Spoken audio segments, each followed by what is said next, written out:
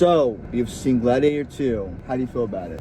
That was awesome. Yeah, that was a movie. Definition of a movie. Definition of something you need to see in a theater. Definitely. And IMAX probably. Or Dolby even, you know, like, and I'm not the type of guy that would tell you, like, you know, what screen to go to, but this is one I would not see at Regal Standard. I would see in the biggest screen, best audio possible, because there's some shots I'm like, geez. There's some scenes where you feel like you're actually there. Yeah, for sure. It's just beautiful. Yeah. And the story is awesome. Yeah. The characters are awesome. It's very interesting how it references the first story. Oh, yeah. But it's not an exact copy of it. It says with its own two legs. That makes sense. I would definitely say this right now. This is the one film I would say for sure. Watch the original. Watch the first one because it's referenced quite a bit. Like we're not joking. Like, it's not just like one or two scenes. It's throughout the whole film. Well, it's for a reason, if you will. Well, I didn't realize it, but the second movie takes place about 16 years roughly after the first one. Yep.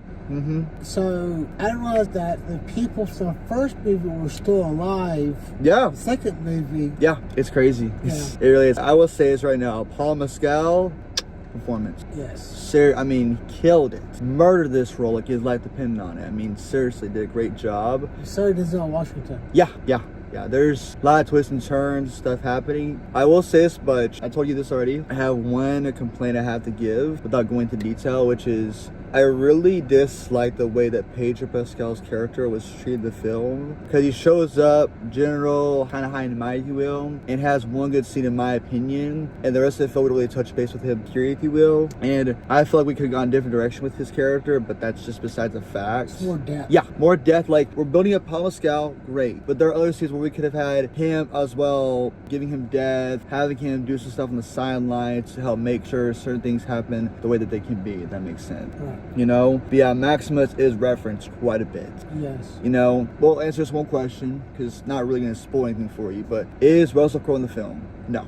He's not in the film. He's not in the film, it's not a cameo, but he sure is referenced a lot. But I would say this much, the action sequences are fantastic, but I have one complaint which we both agree on, which is some of the dialogue was kind of hard to understand. Yes, definitely. It was like, cause sometimes like they're speaking in like tongues, if you will, like, it's like, wait, what was that? Yeah. Yeah.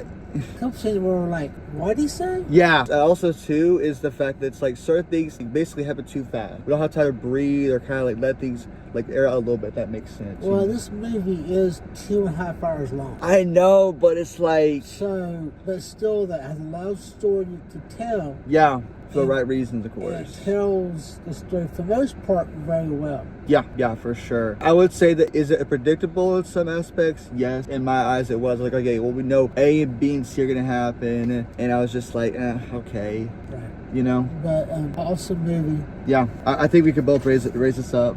I mean, you gotta use it. Oh, you gotta. Go for it. I think we both can give this one. Thumbnail right there. I'm saying. Thumbnail right there. Thumbnail. So, what else you want to say? Definitely must see. Come out to theater. See the theater. Question. Yes. For you, top 10 of the year? Definitely.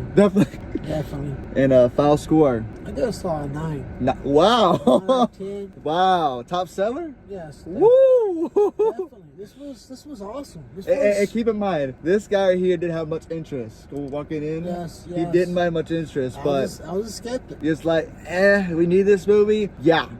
Would we watch the sequel? Yeah, for sure. I love it how, the one thing I would say is that, to me, as CD Theotline says, that Paul Mescal, the character goes by in the film, and Maximus are very much alike. I can see that in a way. They're both natural born leaders. They're both people that will not, be slaved by anybody, will follow any orders. They will do whatever they want to do. There's plenty of examples in the film to where, the emperors want Paul to do a specific thing, and he's like, nah, I ain't doing that. Right. He tries to, help other people out and they won't listen to him. But I tell you what, when a certain thing happens in the film, I was like, oh yeah. So, oh yeah, definitely. I think I have to give this an 8. I really enjoy this a lot. So, I hear you. Any additional thoughts? Definitely come see it theaters. Yeah. This don't stream this.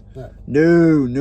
We don't want to. Definitely worth coming out theaters. Yeah. On a date, it's worth seeing. Yeah, and it should be mentioned, there was 2 scenes in this film where my watch went off because my heart rate was going so fast. My heart rate was Wow. it was like that fast. I was like, oh my God, what's gonna happen? What's gonna happen? You know? So that's our thoughts on Gladiator 2. Subscribe for Wicked this weekend. You're not seeing Wicked, are you? No. No? That's all you, son.